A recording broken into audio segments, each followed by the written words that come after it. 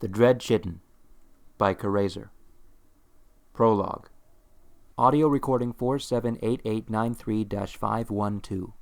Transcript. Property of the Imperial Arcane University, Arcane Archeological Engineering Division.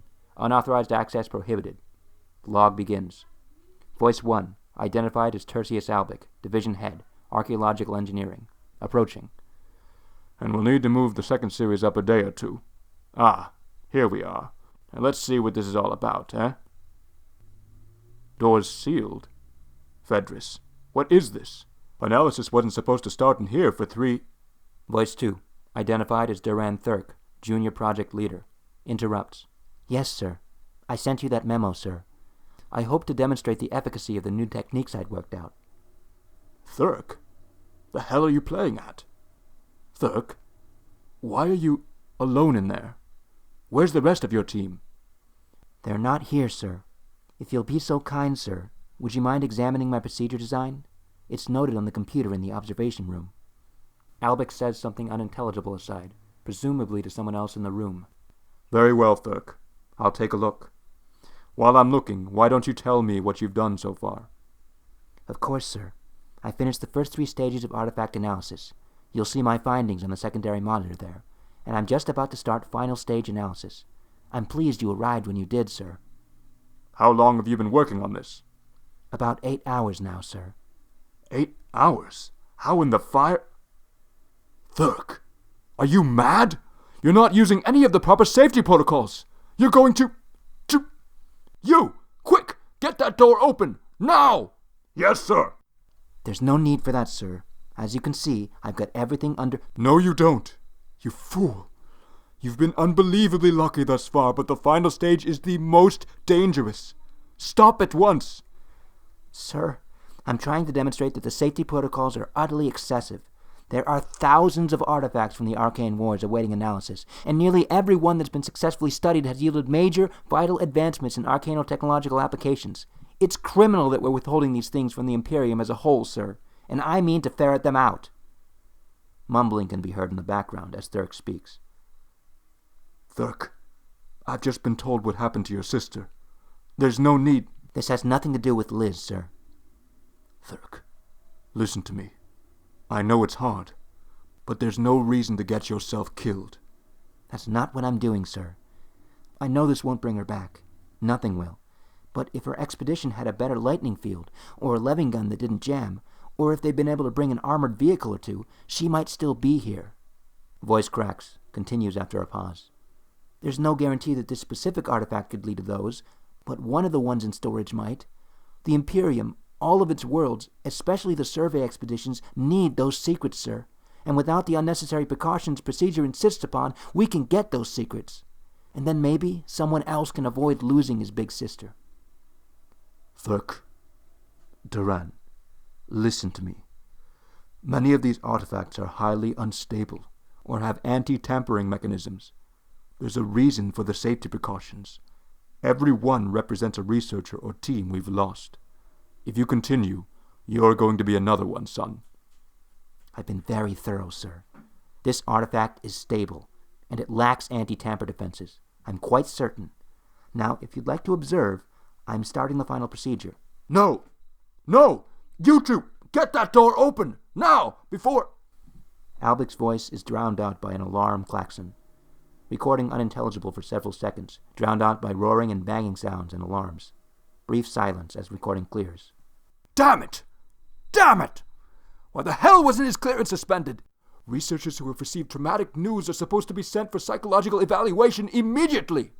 Emotional unbalance can be deadly in this line of work. You!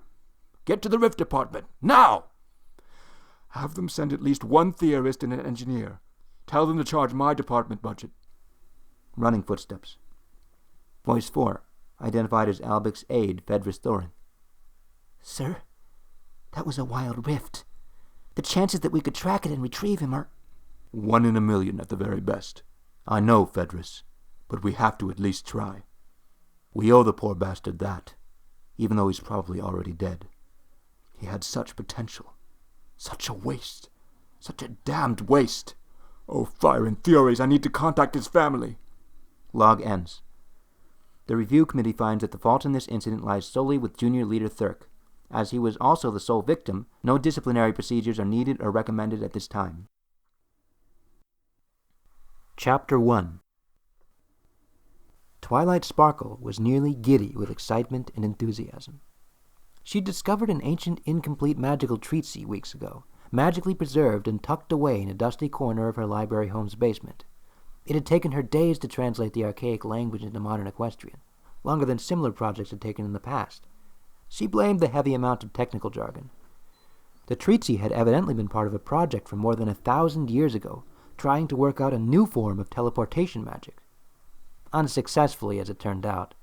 The volume had contained a number of hypotheses, all well rooted in the magic of the day, as well as summaries of a series of fascinating experiments, but the unnamed author had never managed to get the spells to work quite properly. The author had concluded, with some evident frustration, that her predictions were impossible to properly test with the resources available to her. Twilight, on the other hoof, was working with the benefits of more than a millennium of advancement in sorceress theory. It had taken forever, but she thought she'd finally worked out the problems. She'd had to rework the original author's equations, incorporating the theories of several more recent authors, including Moonsky, an obscure theoretical magician who'd published his works a century and a half ago, as well as a series of postulates worked out by Dream Dancer, a modern arcane mathematician. Twilight was particularly pleased to have made use of the latter. She'd actually studied under Dream Dancer in Canterlot University, and had been deeply impressed by the old mare. And today would be the day that she tested it out. She'd been over the equations time and again, and was certain it would work. That was why she'd invited all her friends to see her amazing demonstration. Twilight, I know you already told us what you were going to be doing, but, would you mind reminding me?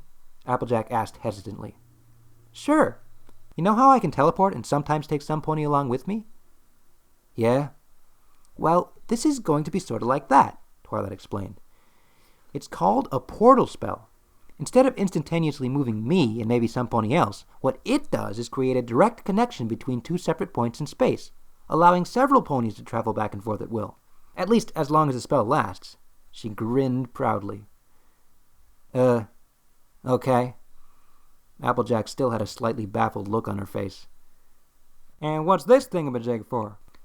She pointed a hoof at a large circular structure occupying a significant part of Twilight's lab. It was studded with various gemstone resonators, as well as magically conductive circuitry. Oh, that's the portal's matrix, Twilight explained proudly. The matrix units had been almost entirely her own design. The versions in the original series of experiments had been far more Spartan, due in part to the more primitive state of magical conductor research a millennium ago. The portal spell needs at least one to function properly. It anchors and amplifies the energies involved. Twilight noticed Applejack's eyes glazing over as she tried to conceal her incomprehension, and decided to cut her explanation short. And it involves a whole bunch of advanced theoretical sorcery that you're probably not interested in. Twilight smiled brightly as Applejack tried not to show how relieved she was not to hear a detailed explanation. In a nutshell, the spell needs at least one of these to work. I've got two set up, one here and one at the edge of the forest, so I won't need quite as much energy to cast it. Why are you doing that, darling? Rarity asked. A regular teleport spell doesn't need any anchor points, does it? Well, no, Twilight admitted. But as I said, the portal will permit two-way travel. It isn't distance limited, and I think there may be a way to make it permanent. Though, even if I can design a permanent version, I'm almost certain it'll need a matrix on each end. Imagine, though, being able to step from one side of Equestria to the other without having to cross the intervening distance. Huh! Rainbow Dash was distinctly unimpressed. Takes all the fun out of it if you ask me. Don't worry, Rainbow. Even if I manage to make a permanent version, it won't be easy or cheap to make these. I'd have to completely redesign the anchor point for one. Yeah, Dash interrupted. Come on, Twilight. I kind of want to see what this looks like. I don't think I've ever seen you do a spell you designed yourself before. The sentiment was echoed by every pony in the room, including Fluttershy, though the Yellow Pegasus's affirmation was hard to actually hear. Okay, then. Twilight's eagerness warred with a strong tingle of apprehension as she began mentally going through the steps of the spell in preparation. I'm going to be connecting this portal with the one I built over close to Fluttershy's house, where Spike's waiting, and shut it down once we're all across. If I've still got the energy, I'll reconnect us so we can just step over and then step back. But first, she gestured to a series of heavy metal plates, each with a narrow window at about eye level set up around the perimeter of the room. I'd like every pony to get behind one of these shields, just in case. You can watch through the viewport, but I'd feel a lot better if you were each behind one. I'd never forgive myself if something went wrong and one of you got hurt." "How likely is that to happen, darling?" Rarity eyed Twilight with concern. As the only other unicorn in the room, she was uniquely aware of just how much energy Twilight was going to be dealing with, and she'd seen a couple of very nasty mishaps back in her school days when a unicorn lost control of a spell. And those spells had involved far less energy than what she suspected Twilight would be dealing with today.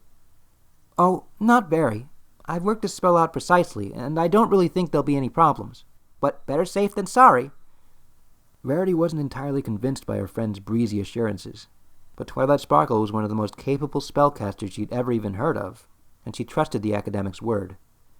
Twilight's friends obediently took station behind the barriers, as the lavender-coated unicorn finished her mental preparations. Taking a deep breath, she focused her mind and began drawing upon the magic within herself. Her horn began to glow, softly at first, then with increasing intensity as she channeled more and more power through the lattice-like structure of the forming spell. Keeping a tight mental grasp on the necessary equations, forms, and components, she felt a thrill of excitement as the spell took form. The others gasped behind the blast shields as the space inside the portal matrix began to distort, and the room filled with a sharp tang of ozone. At first, it resembled a mirage, the view of the back of the room wavering and swimming in an odd twisting pattern. Then the twist became tighter and more intense, and the light drew away from the center of the disk, the image bending as though seen through a lens, the view of the room compressing as it fled to the rim of the disk. What stood now in the center of the portal focus was a disk of darkness that almost tingled to look at.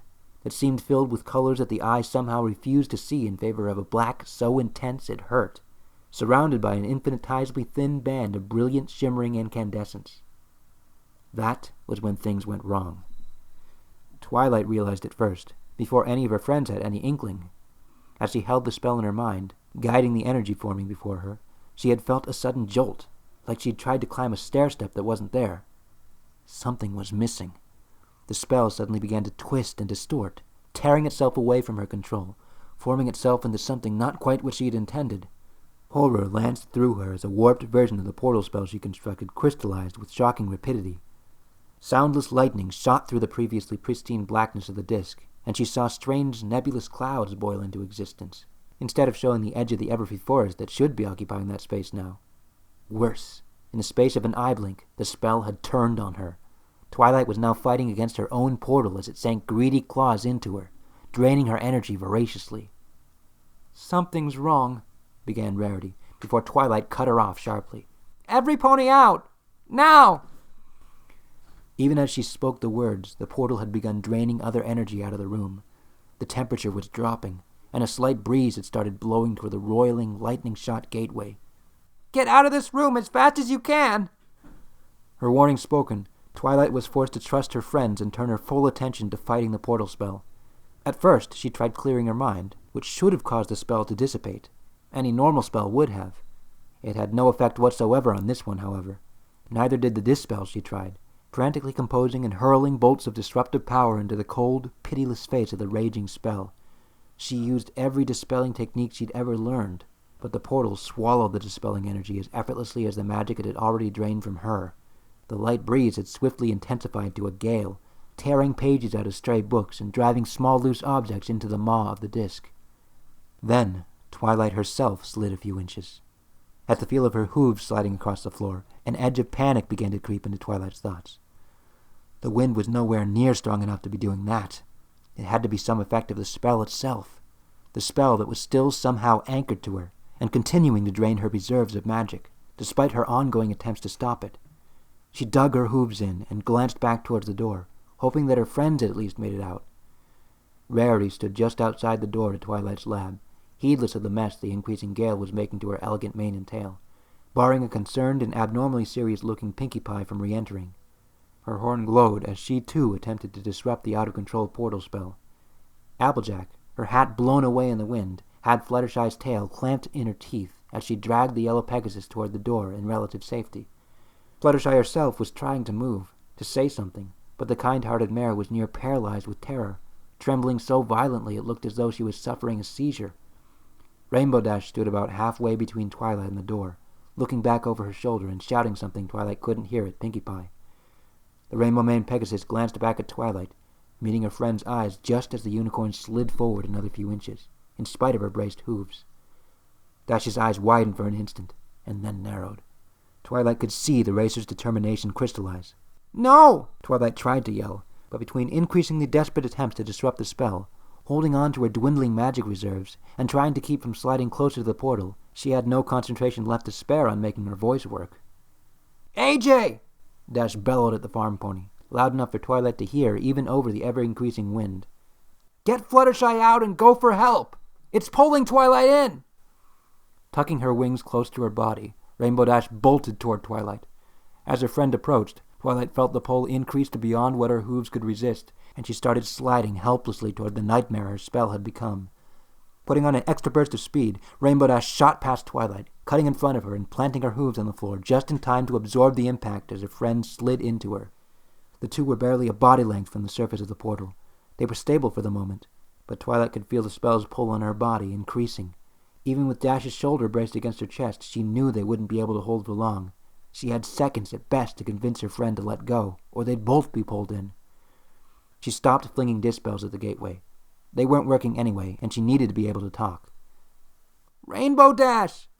Twilight could see her breath fogging before it was yanked away by the howling gale.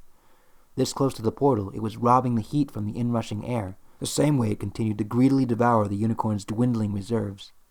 "Let me go and get out! I can't stop it!" "Not gonna happen!" Rainbow growled out between gritted teeth. Twilight could feel the Pegasus was straining, trying to keep them both from the portal's maw. Dash was prodigiously strong, especially for a Pegasus, but she wasn't very heavy, and in this situation, weight mattered. "Rainbow!" Twilight pleaded, desperately, but she didn't have time to finish. The spell's pull finally overwhelmed the slight extra weight Dash had lent and yanked Twilight toward itself, shoving the Pegasus out of the way. Rather than abandon her friend, Dash wrapped her forelegs around Twilight's neck, her wings beating futilely against the wind as she tried to arrest the unicorn's momentum. The roaring wind swallowed their screams as they disappeared into the unknown.